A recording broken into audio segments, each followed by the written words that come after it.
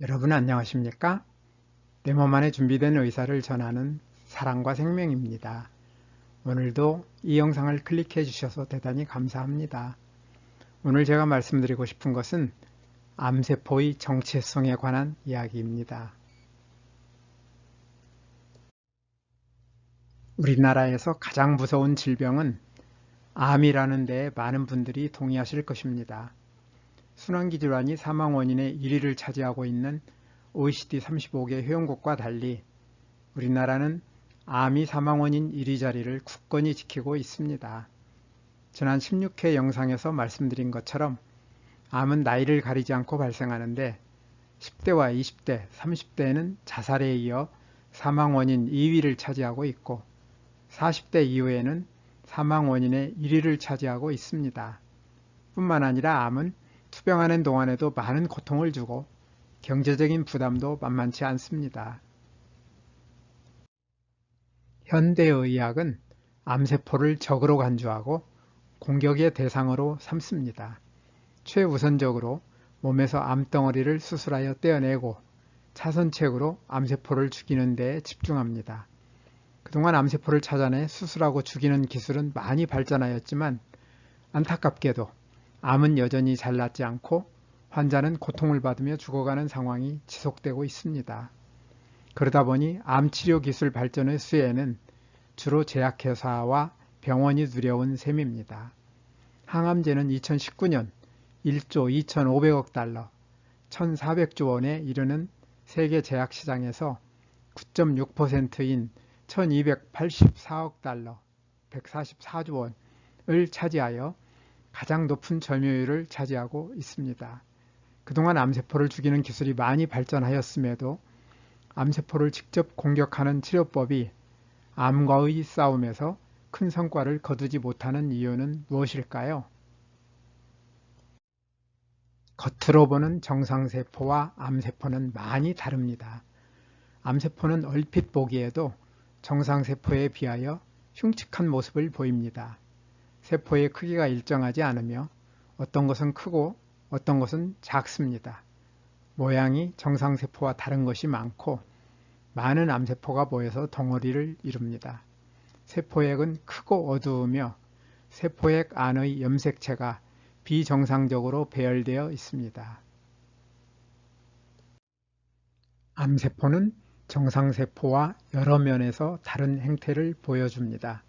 정상세포는 필요할 때만 분열하여 성장하는데 암세포는 끊임없이 분열하여 성장합니다. 정상세포는 손상될 때 정상으로 복구되며 복구가 불가능할 때는 스스로 죽지만 암세포는 복구되지도 죽지도 않습니다. 정상세포는 가까이에 있는 다른 세포들과 소통하며 자리를 지키지만 암세포는 다른 세포와 소통하지 않으며 자리를 옮겨 다닙니다. 정상세포는 성숙하여 주어진 기능을 수행하지만 암세포는 미성숙 상태로 남아있어 주어진 기능을 수행하지 않습니다. 암세포가 이처럼 정상세포와 다른 행태를 보이는 것은 무엇 때문일까요? 암세포는 코로나19 바이러스와 같이 몸 밖에서 몸 안으로 들어오는 바이러스나 세균과는 근본적으로 다릅니다. 원래는 내 몸의 정상세포로 태어나 내 몸을 섬기던 고마운 존재였습니다.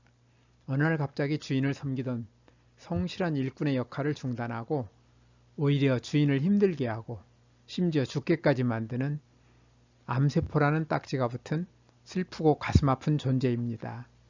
인간 세상에 비유하자면 암세포는 착한 아들, 딸이 어느 날 갑자기 강도나 조폭으로 바뀌어 착한 행동은 전혀 하지 않고 부모를 괴롭히고 심하면 죽이기까지 하는 것과 똑같습니다.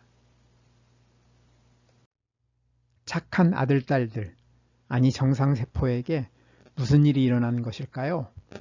우리 몸의 모든 세포의 핵에는 흔히 유전자라 부르는 단백질을 생산하는 프로그램인 일종의 단백질 공장이 2만여 개가 들어있어서 각기 다른 단백질을 생산하며 이 단백질들이 생존에 필요한 모든 고유의 기능을 수행하는 덕분에 우리는 하루하루를 건강하게 살 수 있습니다.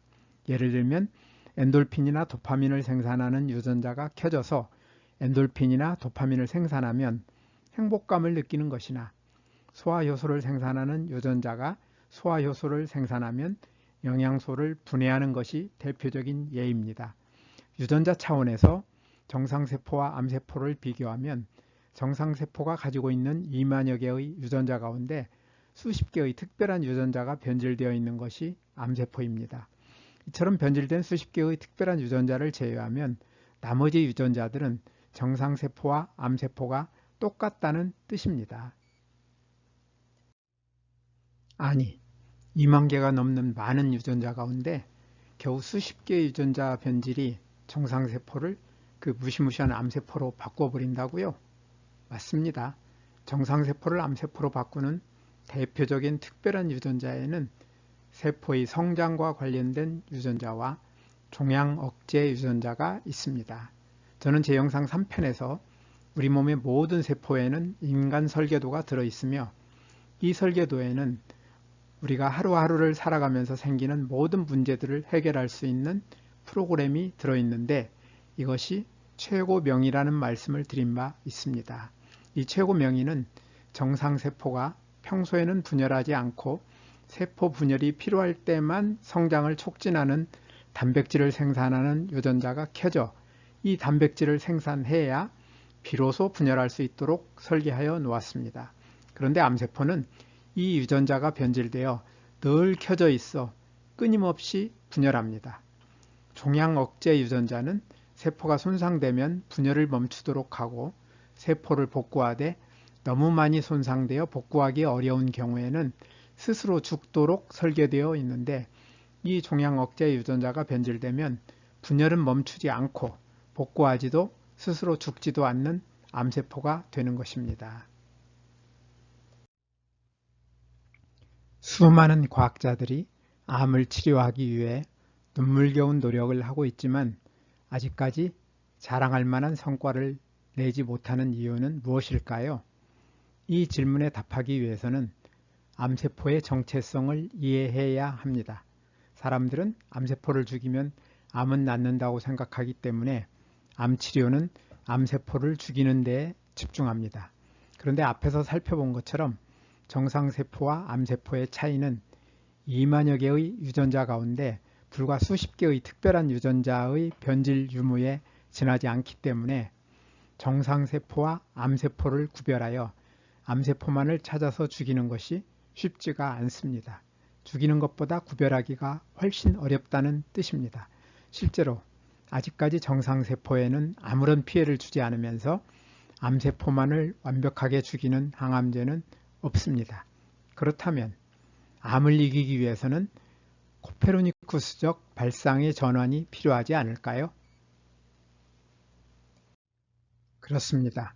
사람의 방법으로 암세포를 죽이기 어렵다면 다른 방법을 찾아보는 것이 현명합니다. 암세포를 이기는 방법으로는 첫째로 정상세포는 활동하기 좋은 환경에서는 암세포로 잘 변하지 않도록 설계되어 있는데 어떠한 경우에 암세포로 잘 변하는지 그 원인을 파악한 다음 그 원인을 제거하여 잘 변하지 않도록 예방하는 것입니다. 착한 아들, 딸들이 강도나 조폭으로 변하지 않도록 잘 교육하고 좋은 환경을 조성해 주는 것은 가장 효과적인 예방법이 될 것입니다.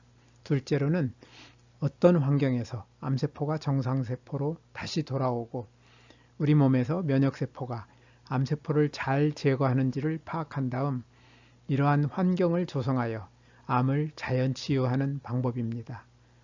어떤 이유로 강도나 조폭으로 변한 아들, 딸들도 내쫓거나 괴롭히는 것보다는 잘못 가르치고 나쁜 환경을 만든 부모의 책임을 반성하고 부모의 품으로 돌아올 수 있도록 사랑으로 안아주고 좋은 환경을 만들어주는 것이 더 좋은 결과를 기대할 수 있습니다. 오늘 영상은 여기에서 마치고 암을 예방하고 자연치유하는 방법에 대해서는 다음 영상에서 말씀드리겠습니다. 오늘도 끝까지 영상을 시청해 주셔서 대단히 감사합니다. 여러분의 소중한 의견을 남겨주세요. 구독과 좋아요 부탁드립니다.